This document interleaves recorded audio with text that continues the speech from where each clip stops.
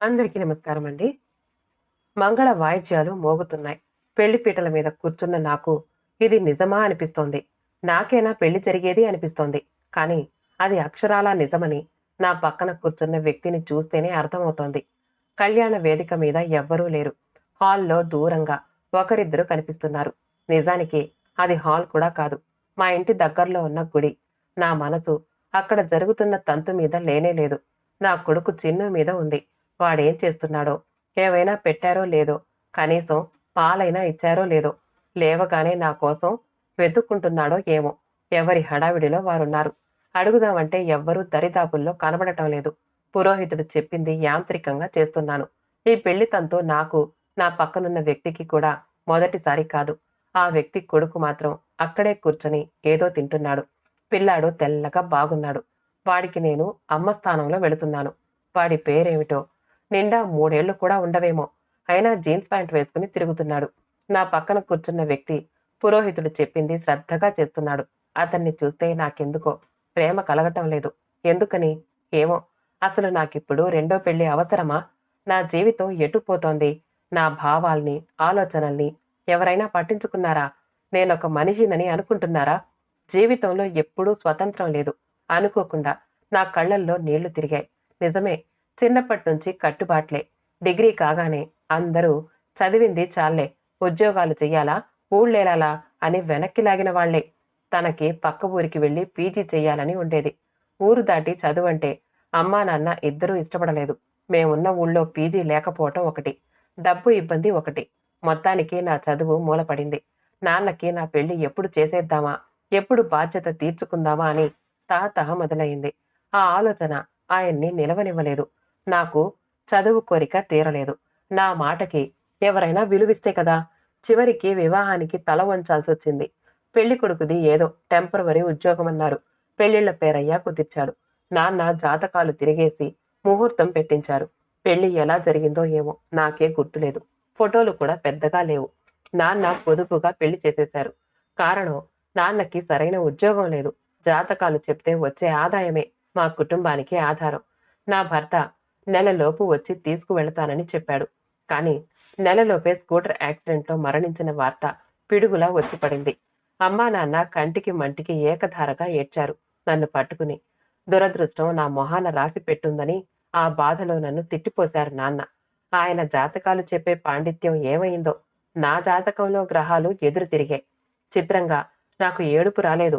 అసలు నా భర్తతో నాకెలాంటి అనుబంధం లేనే లేదు. దేన్ని తలుచుకుని ఏడవాలి? ఇద్దరం కలిసి ఏ హనీమూన్‌కి వెళ్ళలేదు. ఏళ్ల తరబడి సహజీవనం చేయలేదు. ఇద్దరి మధ్య తీపి గుర్తులేమీ లేవు. మరి ఏడుపెలా వస్తుంది? అయినా ఏడవకపోతే బాగుండదేమోనని మొహం విచారంగా పెట్టుకుని మాత్రం కనబడేదాన్ని.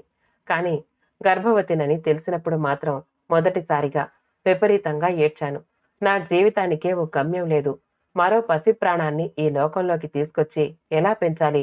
ఇప్పుడేం చెయ్యాలి? అమ్మా నాన్న జీవోత్సవాల మాదిరి అయిపోయారు. చుట్టుపక్కల వారు నన్ను చూస్తేనే అశుభంలా భావించి తప్పుకు తిరిగేవారు. చుట్టూ ఉన్నవారి వల్ల చచ్చిపోతానేమోనన్న భయం కూడా కలిగేది. ఆ వాతావరణం తట్టుకోవడం కష్టమైపోయింది. నాకు పుట్టిన కొడుకుని చూసుకున్న తర్వాత నా కన్నీళ్లింకిపోయాయి. వాడెంత అందంగా ఉన్నాడు. తెల్లటి తెలుపు, పాల బుగ్గలు, మొహాన్ని కప్పేసే జుట్టు, గుప్పెట్లు మూసుకుని నిద్రలోనే నవ్వుకునే నా కొడుకుని చూస్తూ గంటలు గంటలు గడిపేదాన్ని. నేను వద్దు వద్దంటూ ఉంటే పెళ్లి చేశారు. ఆ పెళ్లి పెటాకులయ్యింది. ఆ ప్రభావమో ఏమో, నాన్న పట్టుదలలు, రూల్సు, సాంప్రదాయాలు అన్నీ మాయమైపోయాయి. అంత చిన్న వయస్సులో నేనున్న పరిస్థితి చూసి నాన్న కుమిలి కుమిలి ఏడ్చిన రోజులు ఉన్నాయి. బీఈడీ చెప్పించి ఎవరెవరినో పట్టుకుని నన్ను టీచర్‌గా వేయించేదాకా ఆయన నిద్రపోలేదు. నా చదువు కోసం ఆయన అప్పులు కూడా చేశారు. అమ్మ అప్పడాలమ్మి, ఊరగాయలమ్మి కొంత డబ్బు సంపాదించింది. ఎప్పుడైనా నేను దిగులుగా ఉంటే నాన్న నాకు ధైర్యం నూరిపోసేవారు. నీ కాళ్ల మీద నువ్వు నిలబడాలమ్మా. ఎవరు ఏమన్నా పట్టించుకోవద్దు. ఇప్పుడు మాటలనేవారు ఓ రూపాయి కూడా సహాయం చేయరు. నువ్వు టీచర్‌వి అయితే రిటైర్ అయిన తర్వాత కూడా పెన్షన్ వస్తుంది అని చెప్తూ ఉండేవారు. నిజంగా నాకు ఉద్యోగం రాగానే ఆయనకి మరణం కూడా వచ్చేసింది. నా అత్తగారు నా భర్త పోయినప్పుడొచ్చి చుట్టం చూపుగా నా జాతకం మంచిది కాదని 4 తిట్టి వెళ్ళిపోయింది. దాంతో నాన్న నాకు కొడుకు పుట్టినప్పుడు కూడా వాళ్ళకి తెలియనివ్వలేదు. అమ్మ చాదస్తంగా వాళ్ళకి తెలియచేయటం మన ధర్మం కదా అంటూ ఏదో చెప్పబోతే నాన్న బాగా కేకలేశారు. పోయినవాడు ఎలాగో పోయాడు. మన అమ్మాయితో వాళ్ళ అబ్బాయి నెలన్నా కలిసున్నాడా? ఇంకా ఈ వయసు నుంచి వాడి జ్ఞాపకాలతో చచ్చే వరకు బ్రతకాలా? మనవణ్ణి చూసి మురిసిపోయి వాళ్ళు వస్తూ పోతూ ఉంటారు. ఆఖరికి మన అమ్మాయిని తీసుకెళ్లి వాళ్ళింట్లో పని మనిషిని చేస్తారు. అర్థమైందా అన్నారు. వాళ్ళు రాకూడదని ఆయన కోరిక. అలాగే జరిగింది కూడా. వాళ్ళు రానేలేదు. నాన్న నా భవిష్యత్తు గురించిన దిగులుతోనే మరణించారు. అమ్మ, నేను, నా కొడుకు మిగిలిపోయాం. నా కొడుక్కి పేరు కూడా లేదు. చిన్ని అని పిలవటం అలవాటైపోయింది. వాణ్ణి వదిలేసి స్కూల్కి వెళ్లేదాన్ని. నేనొచ్చే వరకు వాణ్ణి అమ్మ చూసుకునేది. కానీ అమ్మ ఎందుకో మరీ దిగులుగా ఉంటోంది ఈ మధ్య. డబ్బు ఇబ్బందులు కూడా అంతగా లేవు. అయితే అమ్మకి మైల్డ్గా హార్ట్ అటాక్ వచ్చి ఎలాగో కోలుకుంది. నేను కూడా పోతే నీ బ్రతుకెట్లాగో అని చీటికి మాటికి బాధపడేది. ఆవిడ మనసులో ఏముందో తెలియదు కానీ చుట్టుపక్కల వారితో పరిచయాలు పెంచుకుంది. వాళ్లలో శ్రీలక్ష్మి అనే ఆవిడ తరచూ మా ఇంటికి వస్తూ ఉండేది. మంచి చెడ్డ మాట్లాడి సలహాలిస్తూ గంటల తరబడి కూర్చునేది. నాకు మళ్లీ పెళ్లి చేయాలని అమ్మ సంకల్పమేమో తెలియదు గాని శ్రీలక్ష్మి నాకు సంబంధం తెచ్చింది. నేను తెల్లబోయాను. ఏదో అనేటంతలోనే, నేనున్నన్నాళ్ళు నీకు తెలియదు శాంతి, నీకు తోడు కావాలి. రేపు నీ కొడుకు భవిష్యత్తు బాగుండాలి కదా. నీకు మళ్లీ పెళ్లి తప్పకుండా చేస్తాను అంది దృఢంగా. నాకు నవ్వొచ్చింది.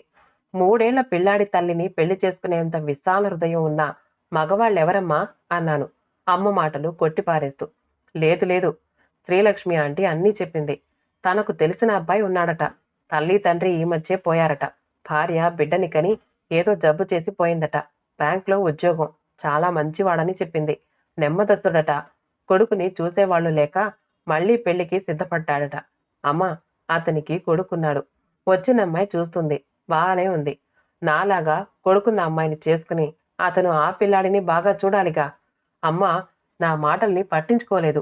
నన్ను ఫార్మాలిటీగా చూపించింది. అసలు పెళ్లి చూపులని నాకు తెలియదు. అమ్మ చెప్పలేదు. ఇల్లంతా శుభ్రంగా ఉంది. ఒకరోజు స్కూల్ నుంచి వచ్చేసరికి శ్రీలక్ష్మి ఆంటీ కూర్చుని ఉంది. మరో కొత్త వ్యక్తి కనబడ్డాడు. ఎవరో కొత్త వ్యక్తి అనుకున్నాను కానీ పెళ్లి కొడుకన్న ఆలోచన రాలేదు. నేనంత పరిశీలనగా చూడనే లేదు. అసలు నా అవతారమే భయంకరంగా ఉంది. స్కూల్లో వాగి వాగి బాగా అలసిపోయి ఉన్నాను.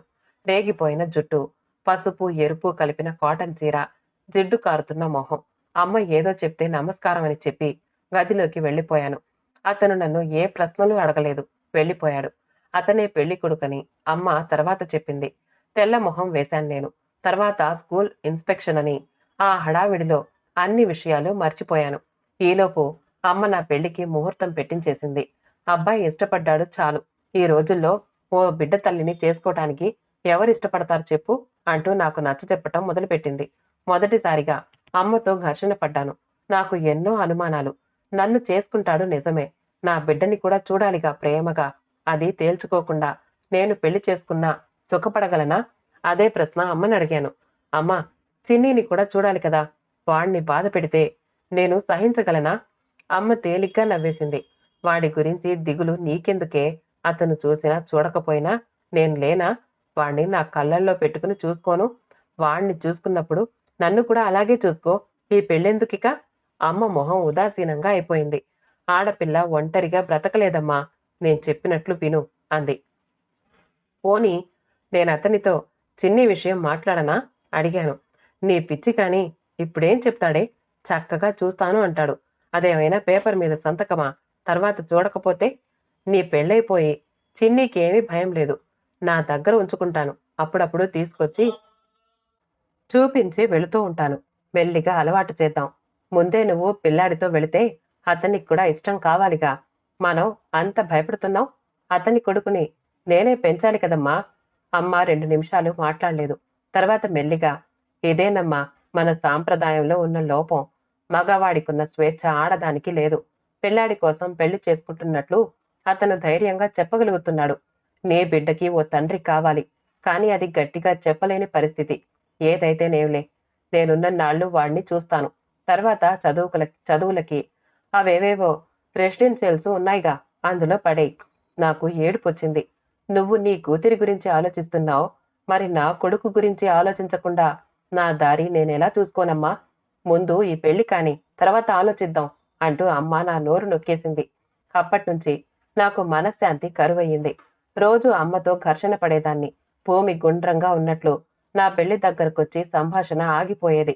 కోపం వచ్చి అన్నం కూడా మానేసేదాన్ని. అమ్మ అదేమీ పట్టించుకోకుండా పెళ్లి ఏర్పాట్లలో పడిపోయింది. పెళ్లి ముహూర్తం సమీపిస్తోంది. ఎంత సింపుల్ అనుకున్నా వేషాలు తప్పలేదు. నా మనసంతా చిన్ని చుట్టూ తిరుగుతోంది. వాణ్ణి పెళ్లికి తీసుకురావటానికి ఇష్టపడలేదు అమ్మ. వద్దంటున్నా వినకుండా తెలిసిన వాళ్ళింట్లో అట్టిపెట్టింది. వాళ్ళు వీణ్ణి పట్టించుకుంటున్నారో లేదో నా మనసంతా ఒక్కటే పీకేస్తోంది. పెళ్లి ఎలా జరిగిందో నాకే తెలీదు. పక్కన కూర్చున్న మనిషిని చూద్దామన్న కుతూహలం కూడా నాకు లేదు. నా కొడుకు గురించే ఆలోచిస్తున్నాను. మెడలో మంగళసూత్రం పడింది. మొహాన బొట్టుతో నా మొహం నాకే కొత్తగా కనబడుతోంది. మాటి మాటికి అద్దం చూసుకుందాం అనిపిస్తోంది. పెళ్లి కార్యక్రమాలు కాగానే నా భర్త సెలవు లేదని బ్యాంక్లో ఇన్స్పెక్షన్ అని వెళ్లిపోయాడు. త్వరలో వచ్చి తీసుకెళ్లిపోతానని అమ్మతో చెప్పాడు. ఆ రోజు సాయంత్రం చిన్నీని కాళ్ల మీద ఉయ్యాల ఊపుతున్నాను. వాడు చిన్న బనీను వేసుకున్నాడు. వాడు నాకు ప్రతి నిమిషం ముద్దుగానే ఉంటాడు. అమ్మా, నువ్వు బావున్నావు అన్నాడు ఉన్నట్లుండి వాడు. నేను వాణ్ణి గాఢంగా ముద్దు పెట్టుకున్నాను. అమ్మా, నువ్వెక్కడికైనా వెళ్తావా? నేను అమ్మమ్మ దగ్గరుండాలా? వాడు పెద్ద ఆనందలా అడిగాడు. నాకు ఆశ్చర్యం వేసింది. అమ్మ వీణ్ణి అప్పుడే మానసికంగా ప్రిపేర్ చేస్తోందన్నమాట. నిన్ను వదిలి నేనెక్కడికి వెళ్తాను? నువ్వు కూడా వస్తావు అన్నాను దృఢంగా. అమ్మ అక్కడే ఏదో సర్దుతోంది. నువ్వలా నేర్పకు. నా దగ్గర ఉంచుకునేందుకు వాణ్ణి సిద్ధం చేస్తున్నాను. కొన్నాళ్ళవ్వని నేను తీసుకొస్తానని చెప్పాగా అంది విసుగ్గా. అబ్బాయి నిన్ను ఎల్లుండి తీసుకెళ్తాడట అంది మళ్ళీ. ఎల్లుండేనా? అవును. ఆడదిక్కులేని ఇల్లు. ఎన్నాళ్ళుంటాడు? నువ్వు స్కూల్కి వెళ్ళటానికి అక్కడి నుంచి కూడా వీలేనట. సిటీ బస్సు సౌకర్యం కూడా ఉందట. నేనేమీ వినలేదు. చిన్నీతో క్యారమ్స్ ఆడుతూ కూర్చున్నాను. వాడికి ఇంకా చేత కాదు. స్ట్రైకర్తో కాయిన్ని కన్నం దాకా తోసుకొస్తాడు. చిన్నీని వదిలి వెళ్లాలంటే క్షోభగా ఉంది నా మనస్సు. పోనీ అతనితో ముందే చెప్పేస్తే చిన్నీతో సహా వస్తానని. ఏదో జంకు నన్ను వెనక్కి లాగుతోంది. ఒక వివాహం దెబ్బతిన్న కారణంగా వచ్చిన భయమా ఇది? ఏమో. ఈ భయపడే జబ్బు నాకేనా ప్రతి భార్యకి ఉంటుందా? భర్తకి ప్రతి విషయంలోనూ ఎస్ బాస్ అనకూడదని తోటి టీచర్లతో వాదించే నేను ఇవాళ నా కొడుకు నాతోనే ఉంటాడని అడగడానికి సంకోచిస్తున్నాను. అతని మనసులో మాటేమిటో తెలియదు. అతను నా కొడుకుని చూసే ఉంటాడు. కానీ ఏ అభిప్రాయం చెప్పలేదు. దగ్గరికి పిలవలేదు. ప్రేమగా ఆప్యాయంగా పేరన్నా అడగలేదు. రేపు వాడి భవిష్యత్ ఏమిటి? ఎలా ఉండబోతోంది? ఇది నా మనస్సును వేధిస్తున్న ప్రశ్న. నువ్వు ప్రతి ఆదివారం వచ్చి చిన్నీతో గడపొచ్చు. ఎక్కడో దూరాన ఉన్నాడని బాధపడక్కర్లేదు. అమ్మ తన కూతురి గురించి తాపత్రయపడుతూ ఉంటే నేను నా కొడుకు గురించి తాపత్రయపడుతున్నాను. వాడికి అమ్మ ప్రేమను ఇప్పటి నుంచే దూరం చెయ్యాలా అనుకున్న ఎల్లుండి గిర్రున తిరిగొచ్చింది. అమ్మ 2 సూట్ కేసులు, ఓ బుట్ట రెడీ చేసింది. నానా హైరానా పడి పచ్చళ్ళు, ఏవో తినుబండారాలు, చలిమిడి అన్నీ చేసింది. నా భర్త అన్న టైంకి వచ్చేశాడు. అతనితో పాటు ఇంకెవ్వరూ రాలేదు. తల్లి తండ్రి లేరు. బంధువుల్లో ఉన్న ఆడపిల్లల్ని చేసుకోను అన్నాడని అందరూ దూరమయ్యారు. ఇంట్లో ఓ పనిపిల్ల సహాయంతో కొడుకుని చూసుకుంటున్నాడు. అతను రాగానే కొడుకుతో అదిగో అమ్మ అని చూపించాడు. నాలో ఉన్న సహజ సంకోచం వాణ్ణి ఎత్తుకునేటట్లు చేసింది. అతనేమైనా అనుకుంటాడేమోనని వాణ్ణి ముద్దు పెట్టుకున్నాను. నా భర్తని ఆనందపరచటం ప్రారంభించానా? నాలో ఎందుకీ బలహీనత? నాకున్న మొహమాటం అతనికి లేదు. అదిగో అమ్మ అని నేను ధైర్యంగా కొడుకుకి చూపించాడు నన్ను. అడిగో మీ నాన్న అని చెప్పే ధైర్యం నాకుందా? ఎందుకిలా నా నోరు మూతపడిపోయింది? నా మనస్సులో ఏవేవో ఆలోచనలు. అతని కొడుకు చాలా బాగున్నాడు. తెల్లటి తెలుపు, ఒత్తైన జుట్టు, ముద్దుగా ఉన్నాడు. గోళ్లు కూడా నీట్గా కత్తిరించున్నాయి. వాడు చిన్ని. ఒకటే వయసు కావచ్చు బహుశా. నీ పేరేంటి అడిగాను. ఏదో ఒకటి మాట్లాడాలి కదా అని. సాకేత్ అన్నాడు. సాకేత్, నా భర్త నుంచి వచ్చింది సమాధానం. అతను అప్పుడు కూడా నా కొడుకు పేరు అడగలేదు. భోజనానికి ముందు వాష్ బేసిన్ దగ్గర సోప్తో చేయి కడుక్కుని మరీ వచ్చాడు సాకేత్. మంచి అలవాటే అనుకున్నాను మనస్సులో. భోజనం చేయగానే ఇద్దరు గదిలో పడుకున్నారు. నేను చిన్నికి అన్నం తినిపించాను. ఎలాగో ఏడుపు ఆపుకుని కళ్ళు తుడుచుకున్నాను. మెల్లగా దొడ్లోకి తీసుకెళ్లి, నాన్న, అమ్మమ్మని ఏడిపించకుండా వేళకి అన్నం తినేయి, అల్లరి చేయకు, నేను మళ్ళీ వచ్చి నిన్ను తీసుకెళ్లిపోతాను అని వాడికి ఏవేవో చెప్పాను. వాడు ఏవో చెగోడీలు తింటున్నాడు. వాడికేం తెలుస్తుంది నా బాధ? అన్నింటికీ తలొప్పుతున్నాడు. వాణ్ణి విడిచి ఇప్పటిదాకా ఒక్కరోజు కూడా లేను. వాడుండగలడా? నేనుండగలనా? అమ్మా, మన ఇంటికి వచ్చిన ఆయన పేరేమిటి? పేరా అనుకున్నాను. నాకే గుర్తులేదే. ఆ, కమలాకర్రావో ఏదో కమ్మలు అంటారట చెప్పాను వాడికి. నేను ఫ్రెష్ అయి వచ్చేసరికి చిన్ని సాకేత్ టీవీలో డిస్కవరీ ఛానల్ చూస్తున్నారు. అమ్మ వీడికి కూడా టీవీలో ఇదే ఇష్టమంట. చిన్ని సంతోషంతో ఉక్కిరిబిక్కిరవుతున్నాడు. వాడు వీడు అంటే కమల్ ఏమనుకుంటాడోనని భయపడ్డా. కానీ అతను మౌనంగా టీవీ చూస్తున్నాడు. బహుశా ఎక్కువ మాట్లాడడు అనుకుంటా. మర్యాదకైనా చిన్నీని పలకరించొచ్చు కదా. ఏమిటి మనస్తత్వం? నా కొడుకుని ఎప్పుడు కావాలంటే అప్పుడు చూసుకోగలనా ఆలోచిస్తూనే రెడీ అయిపోయాను. కమల్ ఎప్పుడు రెడీ అయ్యాడో తెలియదు. వరండాలో పచార్లు చేస్తున్నాడు. అతను కారు పిలిపించాడు. సూట్ కేసులు పెట్టాం. అమ్మ చాదస్తంగా డిక్కీ అంతా సామాన్ నింపింది. నా మొహంలో సంతోషం లేదు. కొత్త కాపురానికి కొత్త జీవితానికి స్వాగతం పలుకుతున్నానన్న ఆనందం లేదు. చిన్ని ఒంటి మీద చొక్కా కూడా లేదు. బనీన్తోనే ఉన్నాడు. చిన్ని అమ్మ గేటు దగ్గర నిలబడ్డాడు. నేను కారు దగ్గరికి అడిగేశాను. సడన్ గా అతను వెనక్కి తిరిగి చూసి మొహం చిట్లించాడు. నా వంక కోపంగా చూశాడు. నాకు అర్థం కాలేదు. ఏమిటిది అన్నాడు తీవ్రంగా. అమ్మ భయపడిపోయింది. ఏమైంది బాబు అంది కంగారుగా. చిన్నిని రెడీ చేయలేదే? వాడు రావటం లేదా? అంతే తీవ్రంగా అడిగాడు. అమ్మ నేను మొహాలు చూసుకున్నాం. ఒక్క క్షణం ఏం మాట్లాడాలో తెలియలేదు. మీది కొత్త కాపురం కదా బాబు, వాణ్ణి నా దగ్గర ఉంచుకుందామని. అయితే సాకేత్ని కూడా ఉంచుకుంటారా? కొత్త కాపురం కదా, వాడు మాత్రం దేనికి? అమ్మ తెల్లబోయింది. ఏమీ మాట్లాడలేదు. మీరు ఇలా చెయ్యొచ్చా? చిన్ని తల్లిని విడిచి ఉండగలడా? నువ్వైనా వాణ్ణి వదిలి ఎందుకు వస్తున్నావు శాంతి? ఉండగలవా? లేకపోతే నా కొడుకులో నీ కొడుకుని చూసుకుంటూ గడిపేస్తావా సినిమాల్లో మాదిరి? నాకు కళ్ళల్లో నీళ్లు తిరిగాయి. కానీ ఏమీ మాట్లాడలేకపోయాను. నా కొడుకుని చూడాల్సిన బాధ్యత నీకెంతుందో చిన్నీని చూడాల్సిన బాధ్యత కూడా నాకు అంతే ఉంది. మన పెళ్లి ఎప్పుడయిందో అప్పట్నుంచే మనకి 2 పిల్లలు. వాళ్ళు అన్నదమ్ములు. మనం లేకపోయినా వాళ్ళిద్దరూ ఒకరికొకరు తోడు. గుర్తుపెట్టుకో. వాణ్ణి 5 నిమిషాల్లో రెడీ చేయి. చిన్ని అన్నయ్య వేసుకున్న లాంటి జీన్స్ వేసుకుని కారెక్కు త్వరగా అన్నాడు.